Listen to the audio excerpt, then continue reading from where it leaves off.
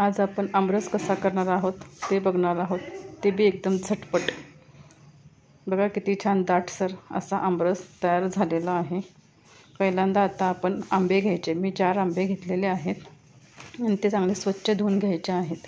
नंतर त्याला असे बाजूने कट करून त्याच्या फोडी काढून घ्यायच्या आणि त्याला असं मध्ये कट मारून क्यूब प्रमाणे सगळं व्यवस्थित त्यातला असं गाभा काढून घ्यायचा आणि तो व्यवस्थित असा गाभा काढून झाला की बघा व्यवस्थित कसं निघतंय। असं सगळं व्यवस्थित निघालं की मिक्सरच्या भांड्यातून ते असं फिरवून घ्यायचं। मिक्सरच्या भांड्यातून सगळं असा आमरस फिरवून घ्यायचा आणि हे बघा कसा असा दाटसर असा घट्ट आमरस तयार झालेला आहे। आणि त्यात आता थोडंसं आपल्याला हवं असलं थोडंसं पाणी घालायचं आणि साखर घालायची। मी दूध वापरत नाही, कारण फळांमध्ये दूध हे चालत नसतं, त्यामुळे मी दूध वापरत नाही।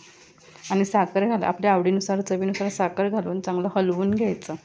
साखर चांगली एकजीव झाली की त्यात आता आपण आपल्या चवीनुसार थोडीशी वेलची पूड घालायची आहे। हे बघा मी एक अर्धा चमचा वेलची पूड घातलेली आहे आणि वेलची पूड अशी छान अशी पुन्हा एकदा हलवून घ्यायची, म्हणजे ती सगळ्या आमरसमध्ये अशी चांगली मिक्स येते आणि त्याचा वासही छान येतो आणि खाताना अशी चव लागते आणि पचायलाही हलका जातो। त्यामुळे आमरसमध्ये कायम वेलची घालायची। आता आपला आमरस तयार झालेला आहे, तो फ्रीजमध्ये ठेवून 1 तासभर ठेवायचा। फ्रीजमध्ये काढून घ्यायचा आणि आपण त्याला आता बघणार आहोत की आपला आमरस कसा थंड तयार झालेला आहे।